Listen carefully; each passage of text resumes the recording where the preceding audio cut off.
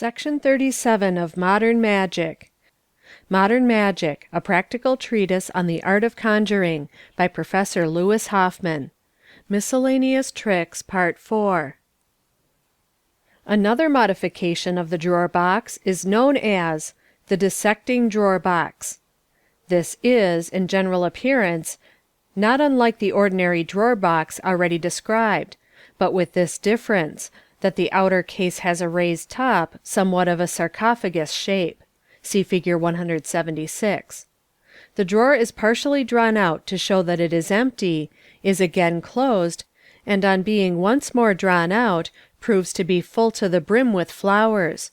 These having been distributed, the performer, to prove the perfect emptiness of the apparatus, not only takes the drawer completely out, but takes the outer case, which is constructed accordingly, the sides, top, and bottom being hinged to the back, apart, as shown in Figure 177.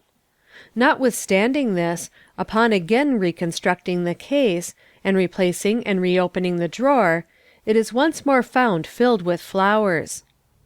The reader, being acquainted with the ordinary drawer box, will have no difficulty in accounting for the first harvest of flowers, but the second may possibly puzzle him a little. The secret lies in the top of the outer case, which, as we have already mentioned, is slightly pyramidal in form, allowing a considerable space between its inner and outer surface, and in this space is packed the second supply of flowers.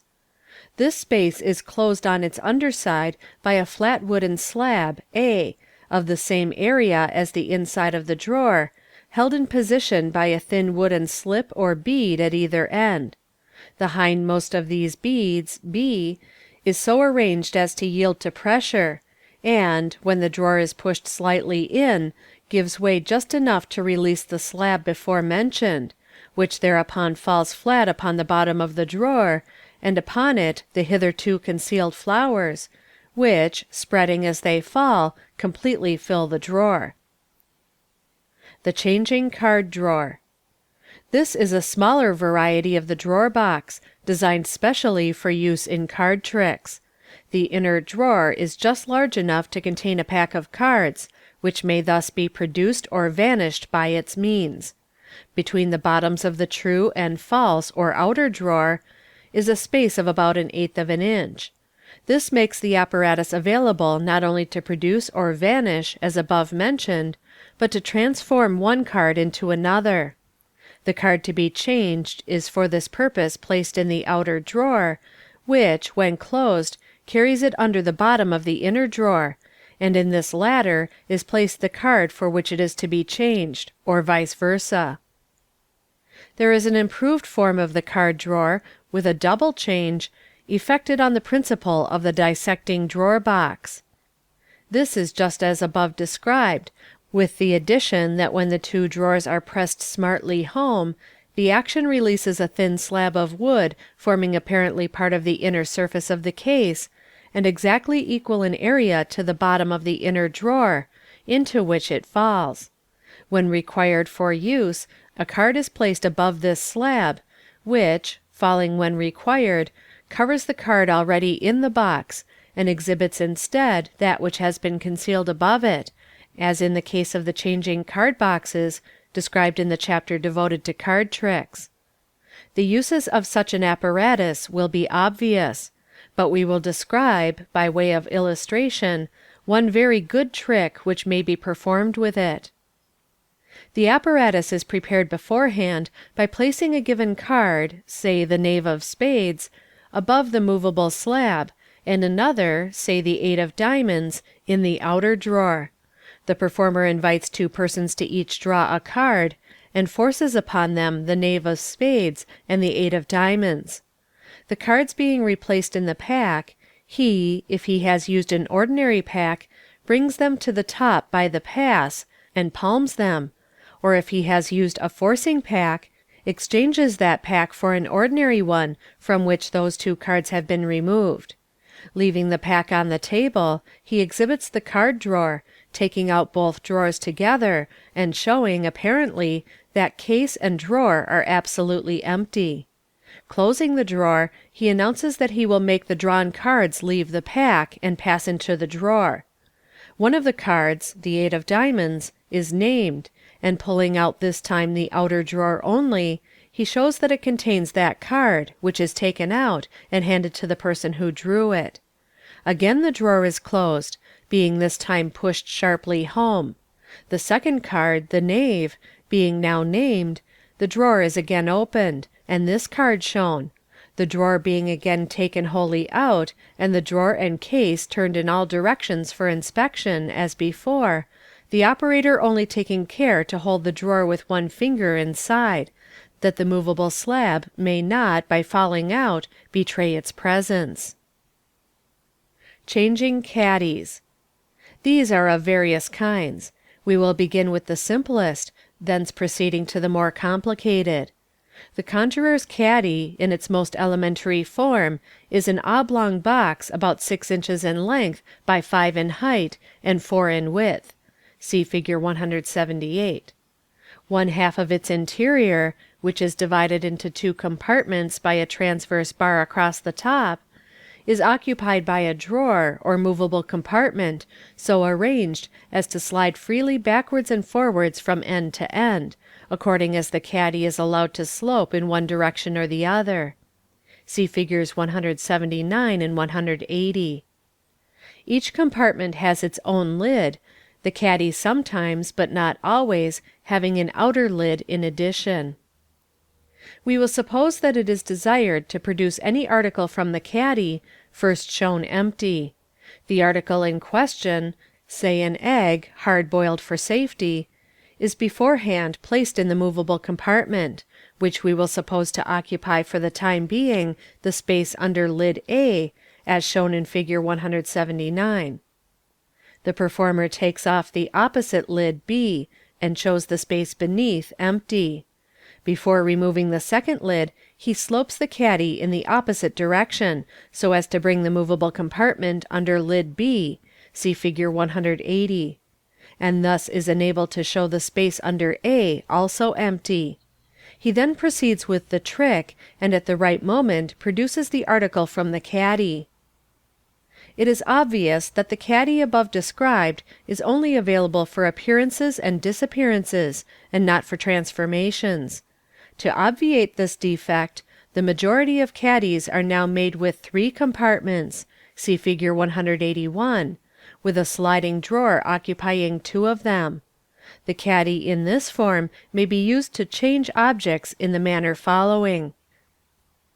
The sliding drawer being as shown in Fig. 181, the article to be ultimately produced, say an orange, is placed in B. The 3 compartments are now shown empty, beginning with C, and allowing the sliding drawer to assume the position shown in Fig. 182, before in turn uncovering A and B. The article to be changed, say a watch, is now placed openly in compartment B.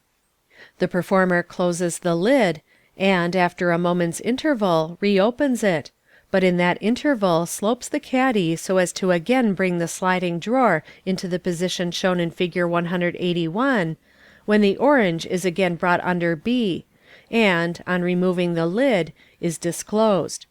To show that the watch has really disappeared, the caddy may again be shown, apparently empty, in the same manner as at first. There are a good many varieties of caddies made. One is known as the skeleton caddy, from the fact that the bottom is made to take out, so that the company can look through all 3 compartments. The sliding drawer in this case is bottomless, and is so arranged as only to slide when the performer releases it by pressing upon a particular spot in the ornamental molding round the bottom of the caddy. This pressure withdraws a little pin, which normally rests in a little hole in the side of the sliding drawer, and thus renders it for the time being a fixture. In some caddies, again, the sliding drawer does not run up and down by its own weight, but is moved backwards and forwards from below by means of a projecting pin passing through a slit in the bottom of the caddy. The caddy in this case does not require to be inclined one way or the other, and is on this account preferred by many to the other make. The trick next described will introduce to the reader a changing caddy of another and special construction. The Magic Vase and Caddy. To make peas change places with a handkerchief. For this trick, two special pieces of apparatus are necessary. The first is a tin vase, of the shape shown in Fig. 183, and generally of about 10 inches in height. It consists of three parts, the vase proper A, the cover B, and a movable compartment or well C, which is constructed upon a principle which we have had frequent occasion to notice, the cylindrical portion of A passing between the inner and outer wall of this movable compartment. It is colored exactly similar to that portion of A which it covers, which therefore looks exactly the same to the ordinary spectator, whether C be in its place or removed. The internal depth, however, of C is little more than half as deep as that of the actual vase, A.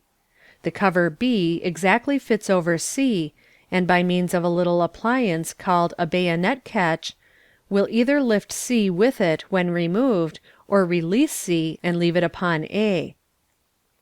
As this bayonet catch is of constant use in magical apparatus, it will be desirable to describe it somewhat minutely. A rectangular cut or slit (see the enlarged view in Fig. 184) is made in the lower edge of the cover B. Its perpendicular arm is about 1/4 of an inch in length, and its width about 1/8 of an inch. A small pin or stud, about 1/8 of an inch in length, projects perpendicularly from the lower edge of C, at such a height that when B is placed over C, the upper or horizontal arm of the slit shall be just level with it. If the upright arm of the slit be brought immediately over this pin, the latter will, as the cover sinks down, travel upward along the opening as far as the junction with the transverse portion of the slit. If the cover be now again lifted, the pin will, of course, offer no obstruction to its removal. But if the cover be first slightly turned to the right, the pin will become engaged in the transverse portion of the slit, and upon then lifting the cover, it will carry with it the pin, and all connected with it. When it is desired to lift off the cover alone, it will only be necessary to turn the cover a little to the left, thus bringing the pin again over the upright portion of the slit. The second piece of apparatus is a caddy, Fig. 185. In appearance not unlike an ordinary tea caddy, with three equal-sized compartments, each having its own lid. Upon close inspection it will be discovered that the internal depth of these compartments is somewhat shallow in comparison with the external measurement of the caddy, leaving a space about 1 inch deep between the inner and outer bottoms. A sliding drawer, working from end to end of the caddy, as already explained, occupies the space of 2 compartments. Supposing this for the moment removed, it would be found that the external caddy, in the space occupied by the 2 end compartments, A and C, has a false bottom covering the hollow space we have already mentioned, but that the space occupied by the middle compartment B has none. Of the 2 movable compartments, which together constitute the sliding tray already mentioned, see Fig. 186, the one D has a bottom, the other E has not. When the sliding drawer is in its proper position in the caddy, and is pushed as far as it will go towards the one or the other end, the result is as follows. If it is pushed to the right, the bottomless compartment E occupies the space at that end, under lid C, while the opening in the false bottom of the caddy is for the time being closed by the bottom of D, which now occupies the middle space. If the sliding tray is pushed to the opposite end, i.e. to the left, D will occupy the space A at that end, while the bottomless compartment E, being over the opening, gives access to the space beneath. The caddy is prepared for the purpose of the trick by placing in the space between the true and false bottoms a white handkerchief, and the sliding tray is then pushed to the right, so as to bring compartment D to the middle, and thus close the opening.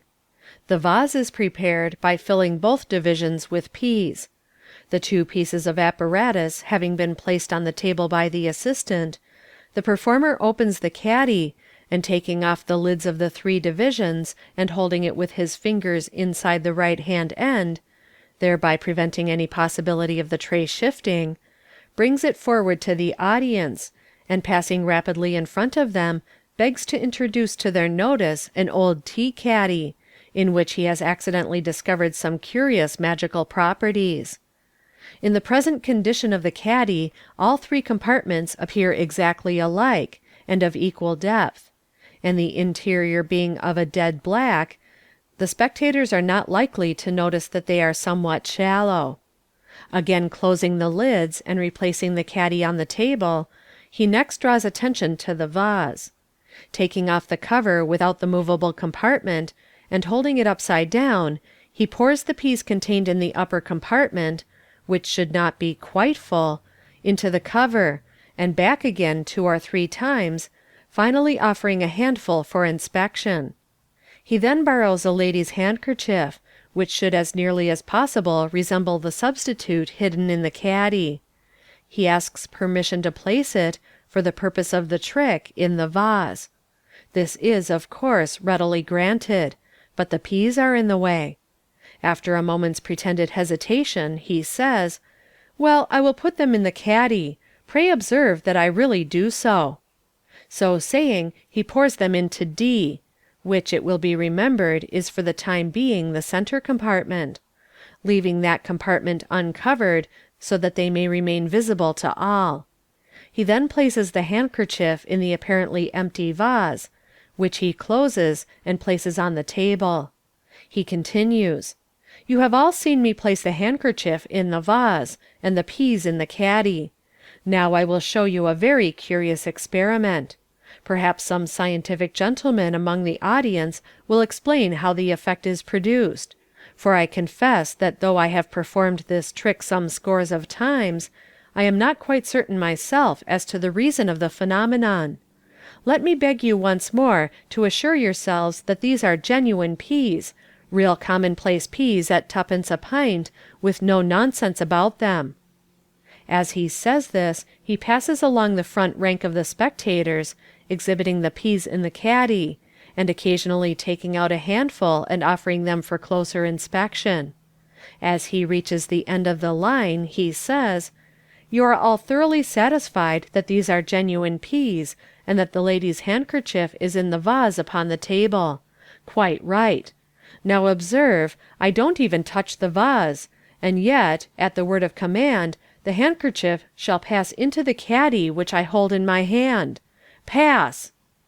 During the last few words, and holding the caddy for an instant with the lid towards the audience, so as to screen his hand, he has pushed the sliding tray to the left, so that D, containing the peas, now occupies the end space, while the bottomless compartment E has taken its place in the middle. Dipping down through this compartment into the hollow space beneath, he takes out the substitute handkerchief. "My commands are obeyed. Here is the handkerchief. But where are the peas? Probably, as the handkerchief has taken the place of the peas have taken the place of the handkerchief. Let us see." He uncovers the vase, lifting this time with the cover the removable compartment containing the real handkerchief. "Yes, here are the peas, right enough," shaking the vase and taking them up by handfuls to show them. He continues, "Now I dare say this seems very surprising to you, but in truth it is comparatively simple. The real difficulty begins when you try to make the handkerchief and the peas travel back again to their original situation. This part of the experiment is so difficult that I always feel a little nervous over it, but I must make the attempt." Pushing the substitute handkerchief openly down to the position it originally occupied, he takes the opportunity, in carrying the caddy back to the table, to slide back the tray as at first, and, after a little more talk, shows that the peas have returned to the caddy, and lifting the cover alone from the vase, produces therefrom the genuine handkerchief. The cover to pick up any article. This, called in French ramasse-tout, is a brass cover of 6 to 10 inches in height, and of the shape shown in Fig. 187. Within it works backwards and forwards on a spring hinge, a kind of scoop, pressing, when at rest, against the side of the cover, as in Fig. 188, but moving into the position shown in Fig. 189 whenever pressure is applied to the button A, again returning to its original position when such pressure is removed. The manner of using it is as follows. The performer, we will suppose, desires to cause the disappearance of an orange, in order that it, or a counterpart, may be subsequently produced in some other quarter. Placing the orange upon the table, he places the cover over it, pressing as he does so the button A, so as to draw back the scoop. As his hand quits the cover, the pressure being removed, the return of the spring causes the scoop to clip the orange tightly against the side of the cover, and if the cover be now lifted without pressing the button, it will carry the orange with it. If it is desired again to produce the orange, the button is pressed in the act of lifting the cover, which then leaves the orange on the table. It is hardly necessary to observe that the cover is always lifted perpendicularly, so that the spectator cannot see the interior. It is well to be provided with a second similar cover, in external appearance, but without any mechanism.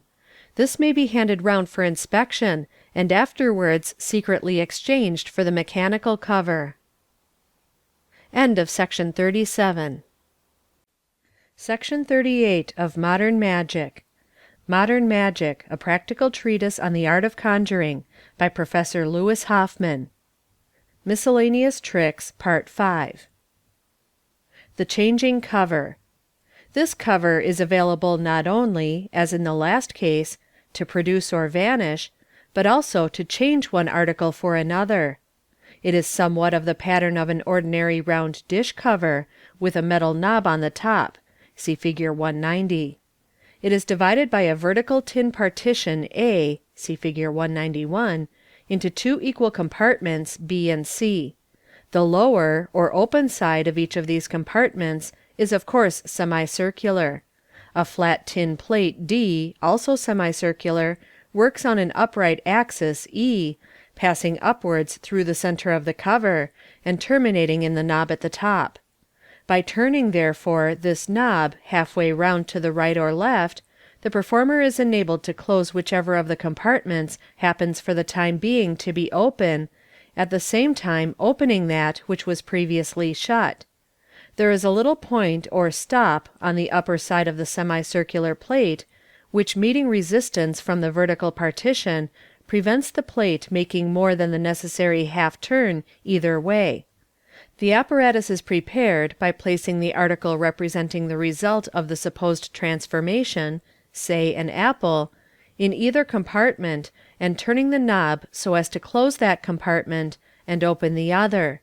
The article to be changed, say an orange, is placed upon the table, and the performer places the cover upon it, taking care that the open compartment for the time being shall come fairly over it.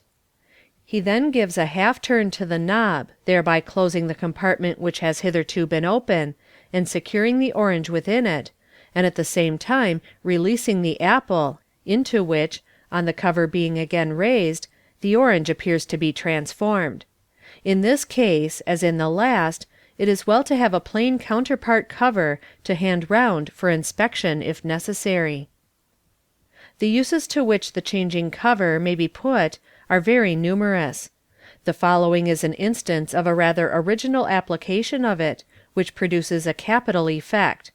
We will suppose that the performer has executed a trick in which he has availed himself of the assistance of some juvenile member of the audience, and that an apple has been one of the properties of the trick. The trick being concluded, the professor asks his temporary assistant whether he would like to have the apple, and is of course eagerly answered in the affirmative. "Very well," says the professor, "you shall have it, but you must first earn it by a little display of dexterity. I will put it under this cover." He suits the action to the word. Now I am going to say 1, 2, 3. At the word 3 I shall raise the cover and you must try to snatch the apple before I replace it. If you can catch the apple in this manner 3 times in succession, it is yours, but on one further condition, that you eat it at once here upon the stage. The conditions are readily accepted. 1, 2, 3, cries the professor, raising the cover and disclosing the apple, which is instantly snatched up. A second time the process is gone through, with a like result. "You mean to win, I can see," remarks the performer. "Now once more and the apple will be yours, but I warn you I shall be rather quicker this time. 1, 2, 3. The eager boy springs forward, and clutches, not the apple, but a Spanish onion, which has been placed in the second compartment of the cover. "You have won, sir," says the professor, pretending not to notice the change. "But don't forget the second part of your bargain. You are to eat it at once, before leaving the stage." We will leave to the imagination of the reader the discomfiture of the victim, and the amusement of the spectators; also the subsequent magical processes by which the transformed apple may be restored to its original and more fragrant condition. The Changing Ladle.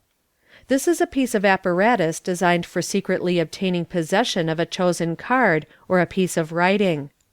The bowl, so to speak, of the ladle is in the form of a segment of a cylinder (see Fig. 192), the size of its opening being about 4 inches by 2½ and its depth 3 inches.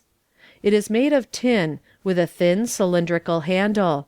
The edges of the bowl are turned inwards all round, to the extent of about 1/16 of an inch, thereby serving to disguise a movable slab of tin, A, which moves backwards and forwards like the leaf of a book within the ladle, working upon a hinge at its lower edge. This is made to work backwards and forwards by a wire rod passing through the whole length of the handle, and terminating in a little knob or cap at its outer end. The normal position of A is to lie against the inner or handle side of the bowl (see Fig. 193), being retained in that position by the effect of a spiral spring in the handle, which draws the wire back. If, however, pressure be applied to the knob or cap at the end of the handle, the wire is forced downwards, thereby bringing the movable leaf A against the outer side of the bowl, as shown in Fig. 194. There are various modes in which the changing ladle may be made useful. For example, it may be used to burn and restore a card. For this purpose the ladle is prepared by placing in it beforehand any indifferent card of similar pattern to the pack in use, and is in this condition placed on the performer's table in such a manner that the spectators may not observe that there is already a card in it. The performer then comes forward and hands to one of the company a pack of cards, with a request that he will select any one he pleases. While he is making his selection, the performer or his assistant places on the table and sets fire to some spirits of wine on a bowl or plate. A card having been chosen, the performer requests the drawer to return it to him, and, in order to exclude the possibility of any exchange or sleight of hand, volunteers to receive it at arm's length in the ladle, which he brings forward for that purpose, holding it by the extreme end of the handle and pressing with his palm the knob at the top, thereby bringing the movable leaf into the position shown in Fig. 194, with the card already in it pressed flat against the outer side of the bowl, and thus completely hidden. The chosen card being placed in the ladle, the performer, in returning to his table, relaxes the pressure of his palm, thereby bringing the movable leaf back into the position of Fig. 193, releasing the dummy card and concealing that chosen against the inner side of the bowl. He then drops apparently the chosen, but really the substitute, card into the flames, taking care as he does so not to turn the face of the card toward the audience. The ladle, with its genuine card in it, is carried off by the assistant as having served its purpose, and the chosen card is subsequently restored after any fashion which the fancy of the operator may dictate. The ladle may also be used to apparently burn and restore a paper on which one of the company has written any words or figures. In this case, a blank half sheet of note paper, folded in 4, is beforehand placed in the ladle, and a piece of paper folded in the same way is handed to one of the audience, with a request that he will write what he pleases upon it, again fold it and place it in the ladle. It is then either apparently burnt, as in the case of the card, or placed in some other apparatus, the operator making a great point of the fact that he does not touch the paper. As the genuine paper remains in the ladle, it is, of course, very easy for the performer to ascertain what is written upon it, and, having displayed his knowledge, to ultimately reproduce the paper under any circumstance which he thinks fit. Sometimes the trick is varied by requesting a spectator to write a question upon the paper, which is subsequently reproduced with an appropriate answer written beneath the question. The cone or skittle, L'Aiguille. This is a block of polished boxwood of the shape shown in Fig. 195, with a thin shell of the same material exactly covering it, and so closely resembling it in appearance that the solid block and the hollow shell, seen apart, cannot be distinguished the one from the other. The cone is made in various sizes, from 3 inches in height by 1½ at the base, to 7 inches in height by 3 at the base. It is worked with a paper cover, consisting of an open tube of cartridge paper about double the height of the cone, and tapering in such manner that its larger end shall fit loosely over the cone. The performer brings forward this paper tube in his right hand, and the cone, with the hollow shell upon it, in his left, taking care to hold his fingers beneath it in such a manner that the solid cone cannot fall out. He first calls attention to the paper tube, which the audience are allowed to examine at pleasure. When it is returned to him, he says, "You are now quite satisfied that there is no preparation about this tube, which is, in fact, simply a cover for this block of wood." As if merely suiting the action to the word, he covers the block with the tube, immediately removing it again, and carelessly laying the cover on the table. In removing it, however, he grasps it with a gentle pressure, and so takes off with it the hollow shell (see Fig. 196), of whose existence the audience have no suspicion. He continues, "Perhaps you would also like to examine the block, which you will find to be a plain, solid piece of wood without mechanism or preparation of any kind." The block having been duly examined, the supposed empty cover is placed upright upon the table, and the solid block having been disposed of by any means in the performer's power, is ordered to pass invisibly under the cover, which being raised, the hollow shell is seen, appearing to the eye of the audience to be the block itself, and to have found its way there in obedience to the performer's command. The above is the working of the cone in its simplest and barest form, but no skilled performer would dream of presenting the illusion in such a commonplace way. To make the trick effective, it should be so arranged as to make the cone apparently change places with some other article. There are many combinations which might be suggested, but we shall content ourselves with describing 1 or 2 of those in most general use. The smaller sized cones may be worked in conjunction with a goblet and ball, the same as those used for the cups and balls, in manner following. Having tendered for inspection the cone and cover as already described, and placed them on the table, the performer offers the goblet and ball in like manner for inspection. When they are returned, he places them also upon the table, a little distance apart, and meanwhile palms a second ball, which should be in readiness either on the servante or in one of his pochettes. He now places the paper cover, which it will be remembered contains the hollow shell, over the first ball on the table. "Pray observe," he remarks, "that I have fairly covered over the ball." Here he raises and replaces the cover, pressing so as to lift the shell with it, and showing that the ball is still there. The goblet, as you have seen, is perfectly empty. Here he raises the goblet, and, in replacing it, introduces the second ball under it, as described in the chapter devoted to the cups and balls. I shall now order the ball to pass from the cover under the goblet. He waves his hand from one to the other. Presto! Prestissimo! Pass! He raises the goblet and shows that the ball has, apparently, passed under it. The first ball still remaining under the paper tube, he cannot at present raise it, so proceeds rapidly to the next stage of the trick, that the omission may not be noticed. So far, he remarks, the trick is mere child's play. The real difficulty is to pass the cone under the cover in place of the ball. However, I will make the attempt. So saying, he picks up the cone with his right hand, and apparently transfers it to his left, really palming it, and immediately afterwards dropping his right hand to his side, and getting rid of the cone into the profonde. Then, taking 2 or 3 steps away from the table, still holding the left hand as if containing the cone, and looking towards the cover, he says, 1, 2, 3, pass, with a motion of the hand as if throwing something, immediately showing the hands empty, and lifting up the cover, but this time by the top, so as not to exert any pressure against its sides, and showing the hollow shell which now conceals the ball, and is taken by the spectators to be the genuine cone.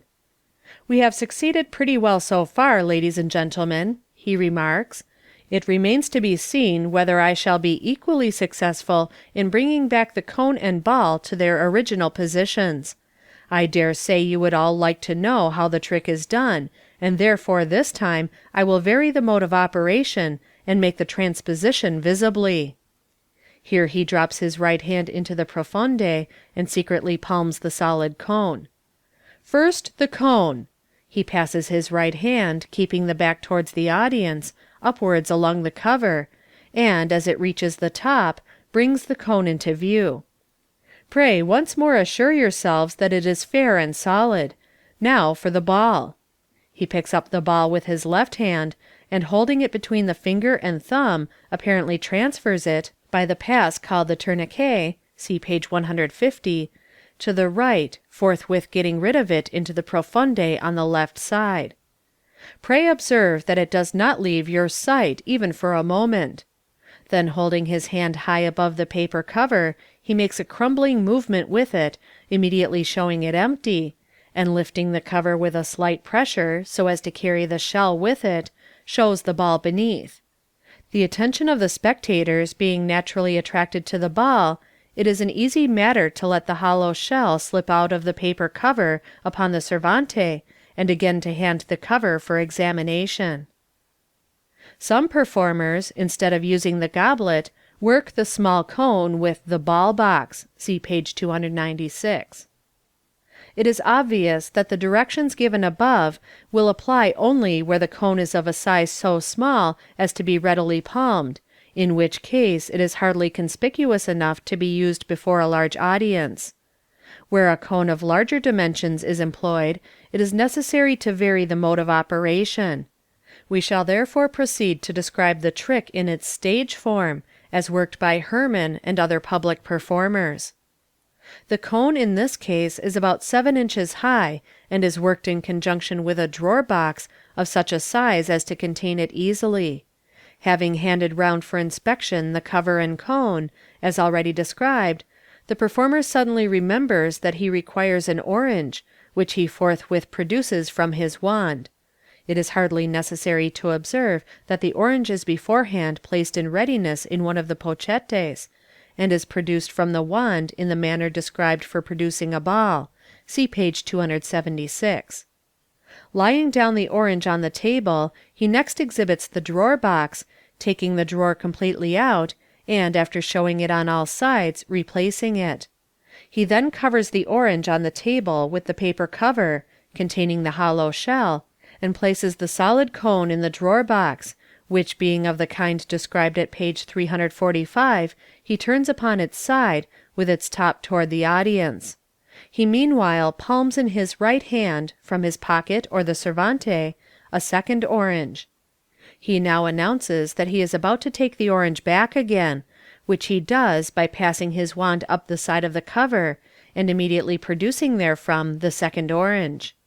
He places this upon another table at a little distance, and covers it with a borrowed hat, making as he does so a feint of removing it and slipping it into his tail pocket.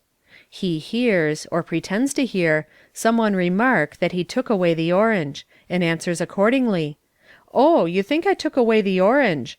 Allow me to assure you that I did nothing of the kind."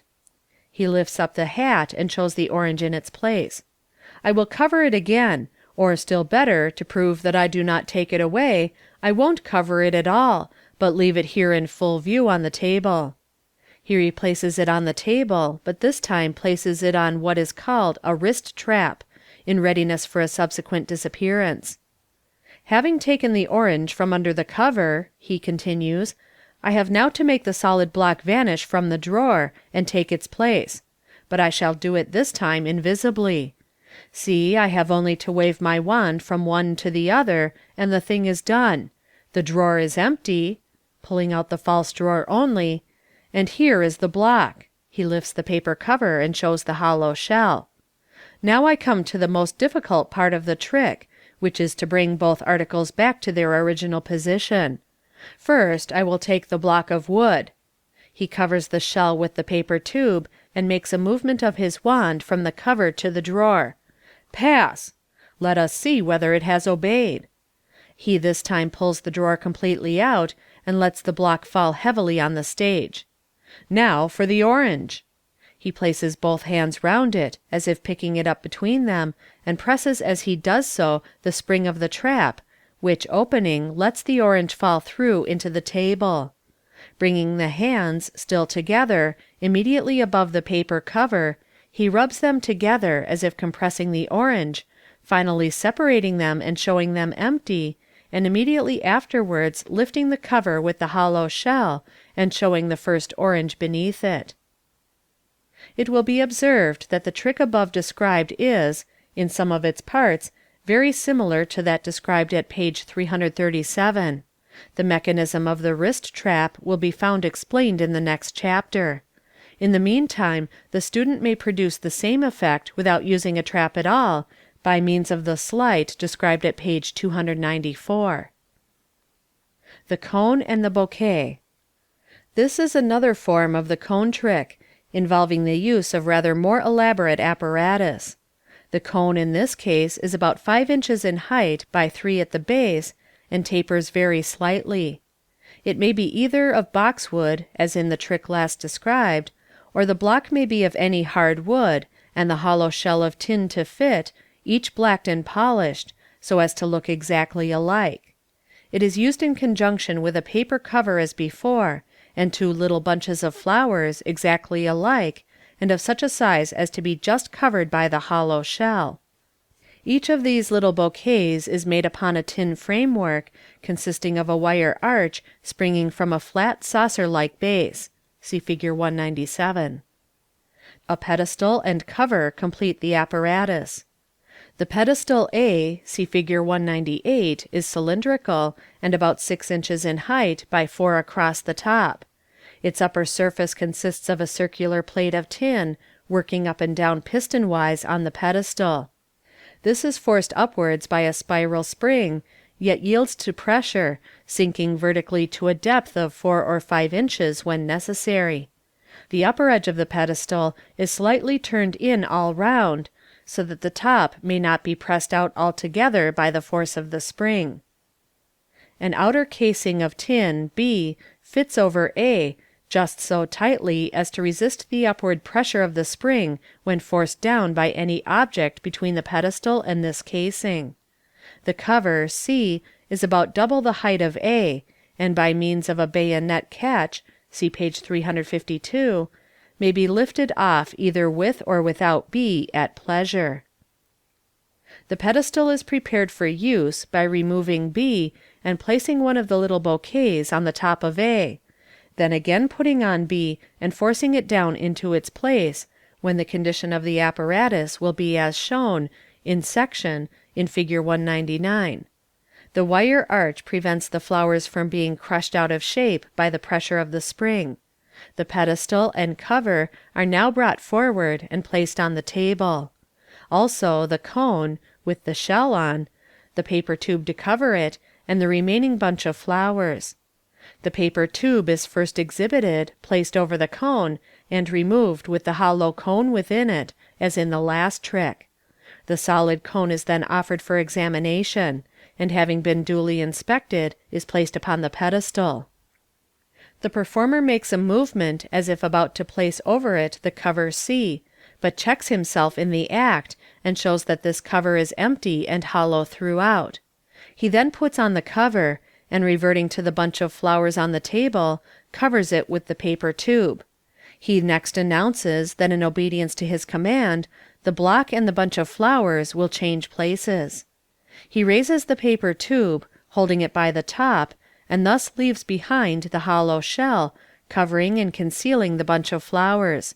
He next takes off the cover of the pedestal, first, however, turning the bayonet catch, so as to lift off with the cover the casing B. The solid cone is carried off between the casing and the cover. See Fig. 200, while the action of the spring, the casing being removed, brings the concealed bunch of flowers to the top of the pedestal, in the position lately occupied by the cone. Having shown that the cone and the flowers have changed places, the performer next undertakes to bring them back to their original situation, which, by reversing the process, he does without difficulty. The pedestal above described is a very useful piece of apparatus, being available either to produce, change, or vanish any article of appropriate size. A very effective trick may be performed therewith by causing an empty tumbler to appear full, or vice versa. In this case, however, it should by no means be admitted that an exchange takes place, as the supposed filling of an empty glass with water by covering it with an evidently unsophisticated cover is rather the more surprising phenomenon. Section 38. Section 39 of Modern Magic. Modern Magic, a Practical Treatise on the Art of Conjuring, by Professor Louis Hoffman. Miscellaneous Tricks, Part 6. The Flying Glass of Water. This capital trick was, we believe, first introduced to the public by Colonel Stodare, to whom the profession is indebted for many first-class illusions. The necessary apparatus consists of a couple of ordinary glass tumblers, exactly alike, with an India rubber cover just fitting the mouth of one of them, and a colored handkerchief of silk or cotton made double, i.e., consisting of two similar handkerchiefs sewn together at the edges, with a wire ring, of the size of the rim of one of the tumblers, or a fraction larger, stitched loosely between them, in such a manner that when the handkerchief is spread out, the ring shall be in the middle. The performer, beforehand, nearly fills one of the tumblers with water, and then puts on the India rubber cover, which, fitting closely all round the edge, effectually prevents the water escaping. See Fig. 201. The glass, thus prepared, he places on the profonde on his right side. He then brings forward the other glass and a decanter of water, and the prepared handkerchief, and in full view of the audience fills the glass with water up to the same height as he has already filled the one in his pocket, and hands round glass and water for inspection. When they are returned, he places the glass upon the table, a few inches from its hinder edge, and, standing behind it, covers it with the handkerchief, first spreading out and showing both sides of the latter, proving, to all appearance, that there is no preparation about it. In placing the handkerchief over the glass, he draws it across in such a manner as to bring the hidden ring as exactly as possible over the top of the glass. Then placing the left hand over the handkerchief, as shown in Fig. 202, he raises, apparently, the glass within the handkerchief, but really the empty handkerchief only, which is kept distended by the ring, and at the same time, under cover of the handkerchief, gently lowers the glass of water with the other hand onto the servante. This is by no means difficult, as the pretended carefulness of the operator not to spill the water allows him to make the upward movement of the left hand as deliberate as he pleases. All that is really necessary is to take care to follow with his eyes the movement of the left hand, which will infallibly draw the eyes and the minds of the audience in the same direction. Having raised the supposed tumbler to a height of about 2 feet from the table, the performer brings it forward to the audience, and requests that some gentleman with a steady hand will favor him with his assistance. A volunteer having been found, and having given satisfactory replies as to the steadiness of his nerves and the strength of his constitution generally, is requested to place his hand under the handkerchief and take the glass. As he proceeds to obey, the performer lets go of the handkerchief with the left hand, still retaining one corner with the right, and lets the right arm with the handkerchief drop to his side. Pretending to believe that the gentleman has taken the glass, and not to notice its disappearance, he turns carelessly aside and brings forward a small table or chair, saying, "Put it here, please." Looking, generally, somewhat foolish, the victim replies that he has not got it. If the performer is a good actor, he may here make some fun by pretending to believe that the victim has concealed the glass, and pressing him to return it. At last he says, "Well, if you won't give it to me, I must find it for myself," and he proceeds to tap with his wand the sleeves and pockets of the unfortunate individual, but without success, till, on touching him between the shoulders, he pretends to tell by the sound that the glass is there. "Yes, here it is," he remarks. "I am sorry to be obliged to ask you to turn your back on the company, but to show them that there is no deception on my part, I am compelled to do so. Will you please turn round for 1 minute?" On his doing so, the performer, again shaking out the handkerchief, and showing both sides of it to prove it empty, spreads it over the back of the victim. Again he taps with his wand, which, striking the ring through the handkerchief, causes an unmistakable hard sound to be heard, and then grasping the ring as before through the handkerchief, he deliberately raises it up in a horizontal position, the effect being as if the glass had again returned to the handkerchief. He then says, "I don't think I will trouble this gentleman again, he is too much of a conjurer himself." Then turning rapidly to the audience, he says, "Catch, ladies and gentlemen," and flicks the handkerchief quickly towards the spectators, who duck their heads in expectation of a shower. "Pardon me, ladies, I fear I alarmed you, but you need not have been afraid, I never miss my aim.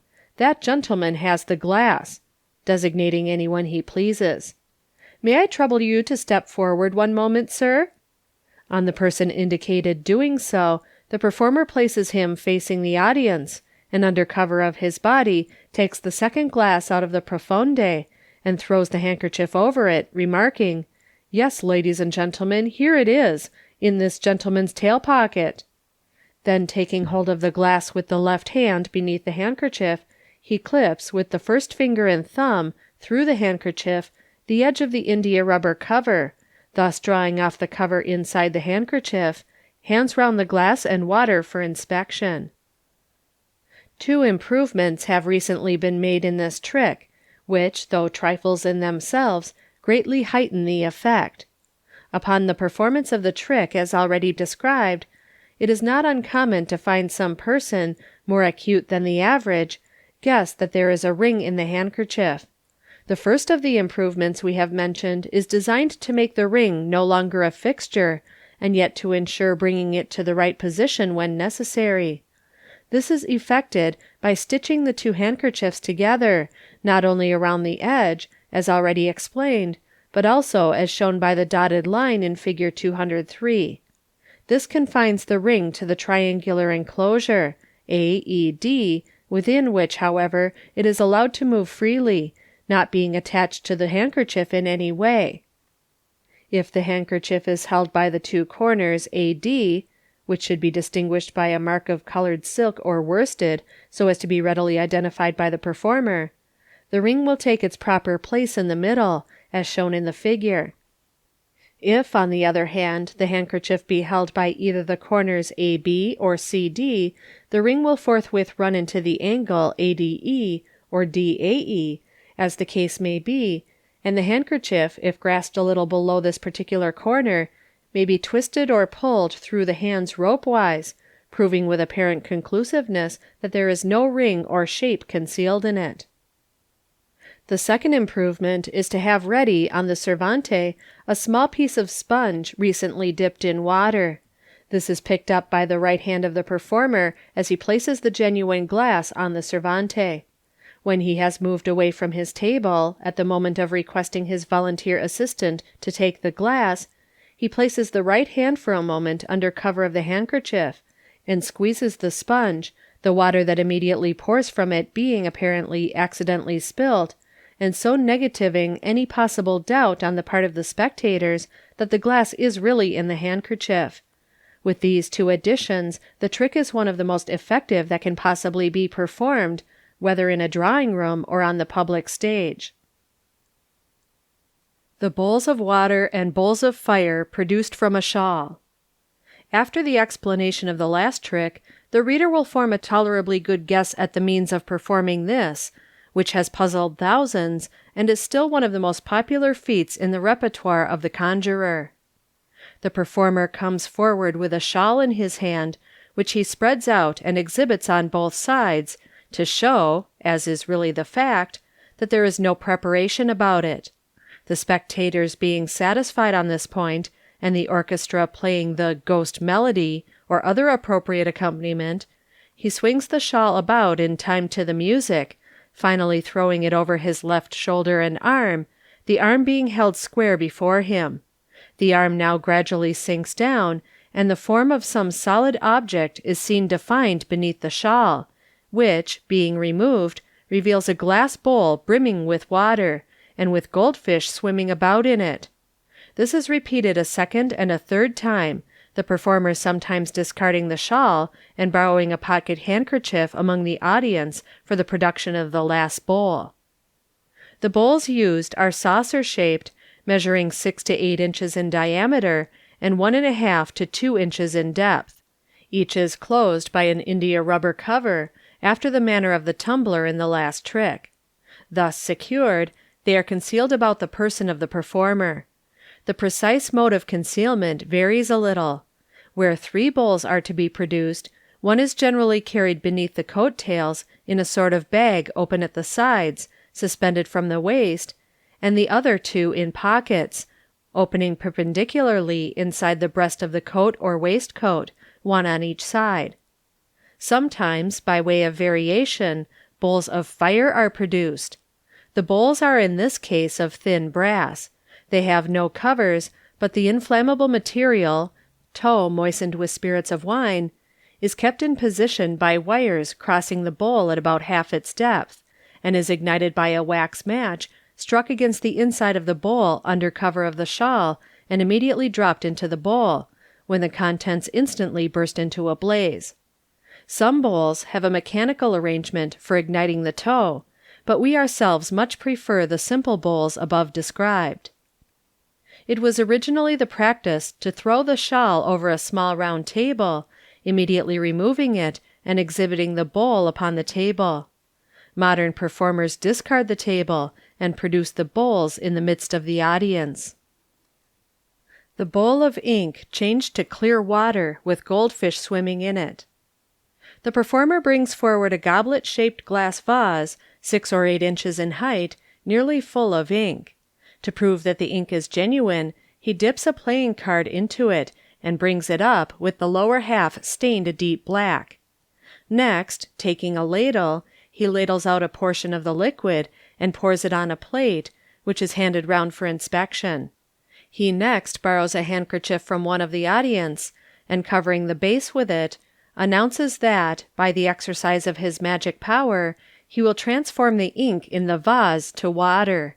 On removing the handkerchief, this transformation is found to be accomplished, while a couple of goldfish, placidly swimming about in the bowl, sufficiently prove that the trick is not performed, as might be imagined, by means of some chemical reagent. The explanation, though by no means obvious, is very simple. The liquid in the vase is plain water, but a bottomless black silk lining, fitting the vase, and kept in shape by a wire ring round its upper edge, gives it the appearance of ink to a spectator at a little distance. In removing the handkerchief, the performer clips with it the wire ring, bringing away the lining within the handkerchief, and revealing the clear water in the glass. But the reader will naturally inquire, how then are the blackened card and the genuine ink ladled out on the plate accounted for? The blackened card, though apparently an ordinary one, has the same figure, say a knave of diamonds, on both its sides, but the lower half of the one side is beforehand stained with ink. The performer dips it in with the unsoiled side toward the audience, but giving it a half turn as he removes it, thereby brings the blackened side in front. The ink poured on the plate is accounted for with equal simplicity. The ladle (see Fig. 204) is of tin, having a hollow handle of the same metal, with a minute hole opening therefrom into the bowl. There is a similar small hole near to the top of the handle. The bowl is beforehand filled with ink, which is thence allowed to run into the handle, after which the upper hole is stopped with a little pellet of wax, or a small piece of paper is pasted over it. By reason of a well-known natural law, the liquid will not run out of the lower hole until the upper one is opened. As the performer dips the ladle apparently into the ink in the bowl, he scrapes off with his nail the wax or paper with which the upper hole is stopped, and the ink immediately runs into the bowl, whence it is poured upon the plate. The inexhaustible bottle. The same natural principle which prevents the ink from flowing into the bowl of the ladle until the upper hole is opened, is the basis of this old but still popular trick. The inexhaustible bottle, though in appearance an ordinary glass bottle, is in reality of tin, japanned black. Internally it is divided into 3, 4, or 5 separate compartments, ranged round a central space, and each tapering to a narrow-mouthed tube, which terminates about an inch within the neck of the bottle. A small pinhole is drilled through the outer surface of the bottle into each compartment, the holes being so placed that when the bottle is grasped by the hand in the ordinary way (see Fig. 205), each hole may be covered by one or other of the fingers or thumb. The central space is left empty, but the surrounding compartments are filled, by means of a funnel with a very tapering nozzle, with the wines or liquids expected to be most in demand, or to which it is intended to limit the spectator's choice. A tray full of glasses, made specially of very thick glass, so as to contain in reality much less than they appear to do, completes the apparatus. The performer comes forward with the magic bottle, followed by an attendant bearing the tray of glasses. He commences by openly pouring water into the bottle and out again, so as indirectly to raise the inference that the bottle must be perfectly empty. The water, in truth, really passes into the center space only, and thence runs out again as soon as the bottle is tilted. The fingers, meanwhile, are tightly pressed on the different holes, and thus excluding the air, effectually prevent any premature flow of wine from the various compartments. The performer, still holding the bottle mouth downwards, says, "You observe, ladies and gentlemen, that the bottle is now perfectly empty, and yet, by my magic art, I shall compel it to refill itself for your benefit." He then, addressing various individuals, asks each whether he prefers port, sherry, gin, etc., and when the answer is given, has only to raise the finger stopping the air hole of that particular compartment to cause the liquid named to flow from the bottle, stopping as soon as the finger is again pressed on the hole. It is a good plan, in order to prevent confusion, to place the liquors in the bottle in alphabetical order, commencing from the hole stopped by the thumb. Some performers increase the variety of the liquors produced by placing beforehand in certain of the glasses a few drops of various flavoring essences. By this means a compartment filled with plain spirits of wine may be made to do duty for brandy, whiskey, etc., at pleasure, according to the glass into which the liquid is poured. The trick is sometimes elaborated by the performer by way of conclusion, apparently breaking the bottle, and producing therefrom a borrowed handkerchief or other article which has been made to disappear in some previous trick. This is effected by means of an additional specialty in the construction of the bottle. The compartments containing the liquids in this case terminate a couple of inches above the bottom of the bottle, and the part below this, which has a wavy edge, like fractured glass, is made to slip on and off. See Fig. 206. The performer, having produced the wines, pretends to crack the bottle all around by tapping it with his wand, and having apparently cracked it, pulls the bottom off, and exhibits the handkerchief, which was beforehand placed in readiness therein. The two parts of the bottle joining with great nicety, there is little fear that the pretended crack will prematurely attract attention. Where the trick is performed before a very large audience, a single bottle would not contain sufficient liquor to answer all the demands upon it. In this case it is necessary to change the bottle, sometimes more than once, in the course of the trick. This is most frequently done under cover of a chair or table, but where the trick is performed on a stage, a more elaborate expedient is sometimes employed. The bottle used has in this case an outer shell or casing of tin, open at the bottom, the actual receptacle for the liquids being within this. When the bottle is exhausted, the performer with apparent carelessness places it upon a small table, standing against the side scene, pending the arrival of more glasses, or under any other convenient pretext. The bottle is, in truth, placed immediately over a small round trap, the performer being guided as to its proper position by a couple of small pins projecting upwards from the surface of the table, against which pins he pushes the bottle.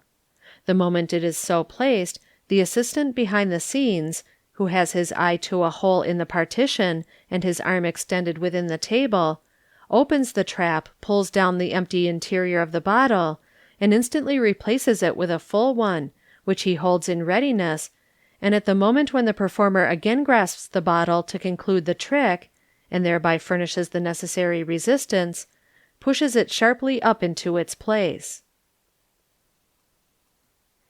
Section 39.